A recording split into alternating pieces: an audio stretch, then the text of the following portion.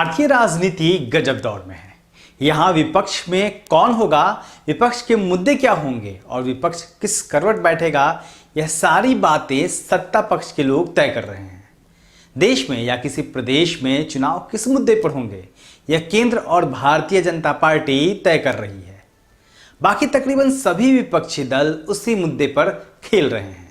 चूंकि यह खेल भाजपा का है, सो बाकी दल इसमें या तो उलझकर रह जा रहे हैं या फिर मुंह के बल गिर जा रहे हैं। उत्तर प्रदेश की सियासत में समाजवादी पार्टी और बहुजन समाज पार्टी भाजपा के इसी खेल में उलझ गई है।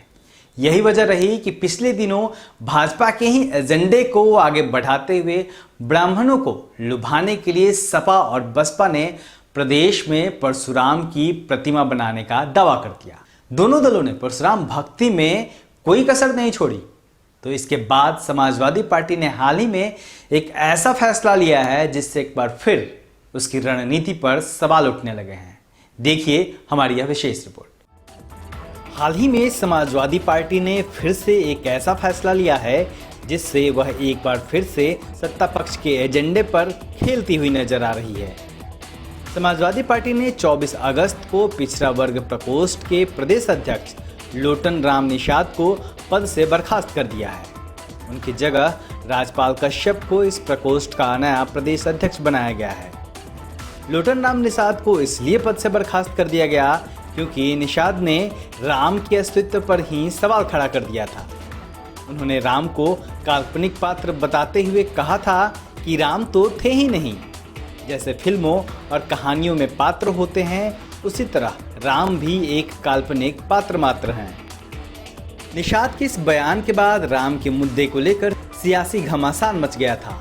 और चूंकि अयोध्या में राम मंदिर की भूमि पूजन से साफ है कि भाजपा यूपी से लेकर केंद्र तक अगला चुनाव राम के ही नाम पर लड़ेगी, राम को लेकर निषाद का बयान देना सपा मुखिया अखिलेश यादव को परेशान कर गया। जिसके बाद अखिलेश यादव के आदेश पर जुझारू नेता लोटन राम निषाद को पद से बर्खास्त कर दिया गया। अब यहाँ बड़ा सवाल यह है कि क्या विपक्ष के पास अपने मुद्दे नहीं हैं और विपक्ष अब भाजपा और संघ के बनाए एजेंडे पर नाचता रहेगा? क्या यह मान लिया जाए कि उत्तर प्रदेश के विपक्ष के पास अपना ऐसा कोई थिंक टैंक नहीं है जो सत्ता पक्ष को अपने बनाए मुद्दों पर घेर सके और प्रदेश की जनता को सत्ता पक्ष के खिलाफ मुद्दे दे सके?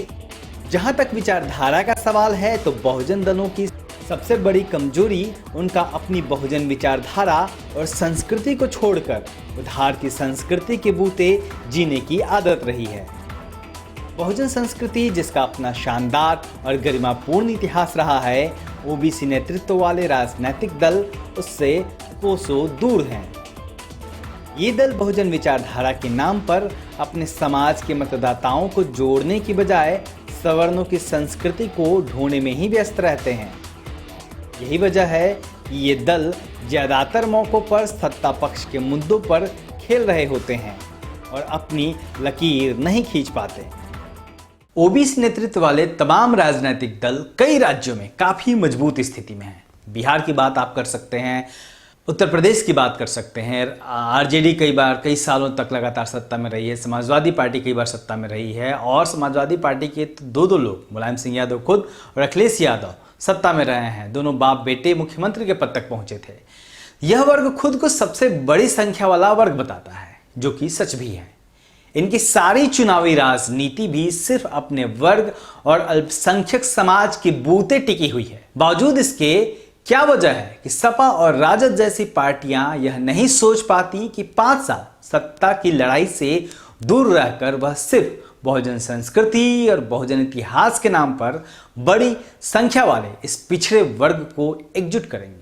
क्योंकि अगर यह रणनीति सफल होती है तो यह बहुसंख्यक वर्ग अल्पसंख्यक मतों के सहारे प्रदेश और देश की सत्ता तक आसानी से पहुंच सकती है। मान्यवर कांशीराम जी ने बहुजन समाज की सफल राजनीति कर यह साबित भी किया था कि बहुजन समाज के बूते राजनीति करना संभव है और इसके जरिए सत्ता भी हासिल की जा सकती है।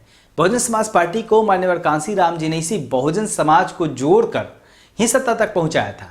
ऐसे में बड़ा सवाल यह है कि आखिर पिछड़े समाज के नेतृत्व वाले दल ऐसा क्यों नहीं सोच पाते। बहुजन समाज आखिर कब तक धार्मिक और राजनीतिक गुलाम बना रहेगा? ये हम अपने दर्शकों के सामने ये बड़ा सवाल छोड़े जाते हैं। आप खुद सोचिए कि ऐसा आखिर कब तक चलेगा। ये थी हमारी आज की बड़ी खबर। आप देखते रहिए दलित दस्तक और हमारे चैनल को भी जरूर सब्सक्राइब करिए। जय भीम।